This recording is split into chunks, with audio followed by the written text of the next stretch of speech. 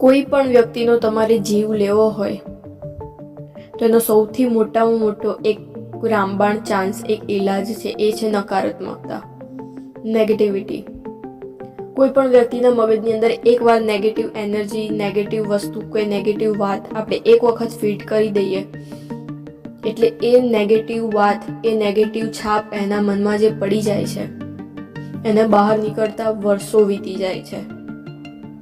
માણસ over thinking કરવા લાગે છે, માણસ ડિપ્રેશનનો શિકાર થઈ જાય છે. આપણે કેમ કોઈને પ્રોત્સાહન નથી આપી શકતા? કોઈ પણ વ્યક્તિ કંઈ સારું કરવા જાય એટલે એ તારાથી નહીં થાય, જોજે જોજે જોજે, સાચવજે, તું પડી જઈશ, આમ છે તેમ છે. આપણી ચિંતા છે એ એની જગ્યાએ છે, પણ આપણે આપણી વાતોમાં પણ એ ધ્યાન રાખવું જોઈએ કે સામેવાળાને જે પોતાની જાત ઉપર વિશ્વાસ છે, સામેવાળાનો સેલ્ફ જે કોન્ફિડન્સ છે એ ઓછો ના થઈ જાય. આપણે ક્યાંક ને ક્યાંક એવા પ્રયત્નો કરતા હોય છે કે સામેવાળાને પોતાની પ્રત્યે વિશ્વાસ જ ના રહે. સામેવાળાનો આપણે એટલો બધો વિશ્વાસ, આત્મવિશ્વાસ એનો તોડી નાખીએ છીએ કે એને પોતાની જાત ઉપર પછી શંકા થવા લાગે છે, મારાથી થશે, નહીં થાય. જે માણસ મોટામાં મોટા અને નાનામાં નાના જે ડિસિઝન પોતાની જાતે લેતો હોય છે, નાની નાની વાતે બીજા કોઈ ત્રીજા વ્યક્તિને કે કોઈ બીજા વ્યક્તિને પૂછતો થઈ જાય છે. ખરેખર પોતાના ડિસિઝન પોતે જાતે લેવા જોઈએ, ના કે કોઈ બીજા વ્યક્તિને પૂછીને. સલાહ બધાની લો, કરો એ જે તમારું મન ઈચ્છે છે, પણ આપણે સતત ટોકીને સામેવાળાના મગજમાં એટલી બધી નેગેટિવ એનર્જી, એટલી બધી નકારાત્મકતા, એટલી બધી નકારાત્મક ઉર્જા પેદા કરી દઈએ છીએ કે એને પોતાની ઉપર શંકા થવા લાગે છે. ખરેખર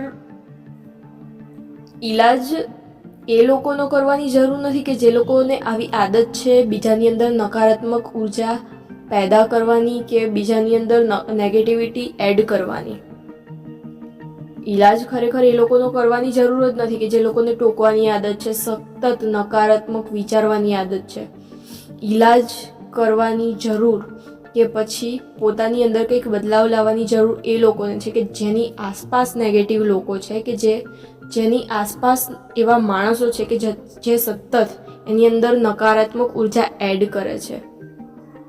જો તમારી પણ આસપાસ આવા લોકો હોય ને કે જે સતત તમને ટોક્યા રાખે છે, તારાથી નહીં થાય, આમ જે તું પડી જઈશ, જોજે શાક બળી ના જાય, જોજે તારાથી આ નહીં થાય, આમ છે તેમ છે.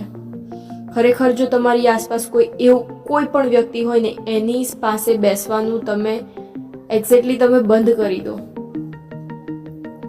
કારણ કે આ વસ્તુ તમને અત્યારે નહીં સમજાય, આ વસ્તુની તમને ખબર જ નહીં પડે કે એટલી બધી નેગેટિવ એનર્જી તમારા માઇન્ડમાં ક્યારે બેસી જશે. ધીમે ધીમે ધીમે તમારું માઇન્ડ છે એ ઓવર થિંકિંગ કરવા લાગશે અને એ ઓવર થિંકિંગમાંથી બહાર નીકળતા એક એવું વમળ છે પેલા રણમાં ફસાયેલું કે જેમાંથી તમે બહાર નીકળવાની અઢળક જેટલી પણ કોશિશ કરશો ને એમાંથી તમે બહાર નહીં નીકળી શકો, પણ એટલા જ તમે એની ઊંડા જતા જશો અને એટલો જ તમે ડિપ્રેશનનો શિકાર થશો.